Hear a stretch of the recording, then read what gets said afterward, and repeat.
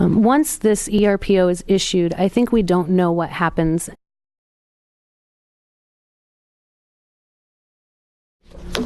Thank you, Chair Williamson, members of the committee. Nikki Terziev here on behalf of Americans for Responsible Solutions. This is a group founded after the Sandy Hook shootings by Congresswoman Gabrielle Giffords and her husband, former Navy Captain Mark Kelly, also an astronaut and brother of an astronaut. They after you may recall, after a tragedy in Tucson where the Congresswoman was shot in the head and that seemingly was going to end her career, they were able to pull this together, and now across the nation have been really active in working on passage of the ERPO.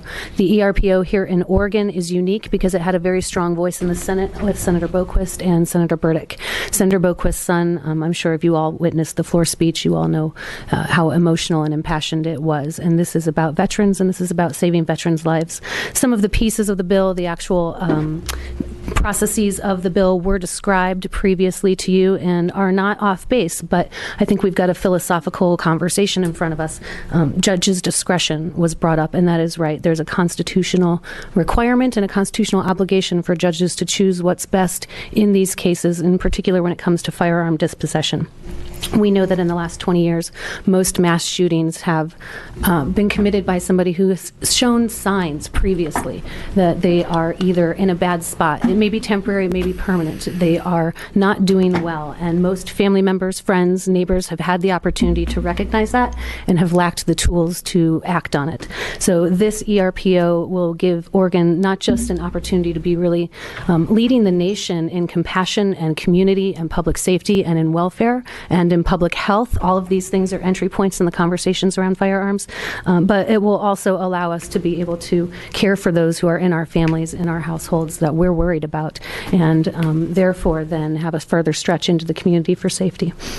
I think I'll end there on just a plea of compassion for you all, and I'll be happy to answer any questions. So I have a question, Nikki, and I didn't get this to you, so you may or may not know the answer to this. How close is this to the ERPO that was passed in Washington at the ballot, and has that been challenged? Madam Chair, members of the committee, you're right. I do not know the answer about the challenge. What I do know is that this has been enacted, ballot measure in Washington, but also in California legislatively. It's actually been enacted and acted upon in California in a very small, kind of modest sample population, but I would say that we've seen it effective, and we've now seen 21 different cases. And if I might just add, to the point of not ensuring or not legislating or not mandating that somebody gets the care that they need.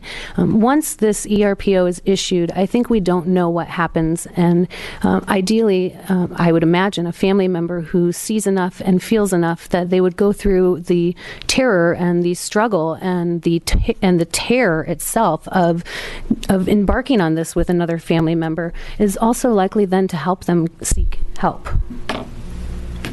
Questions? All right, thank you very much. Thank you.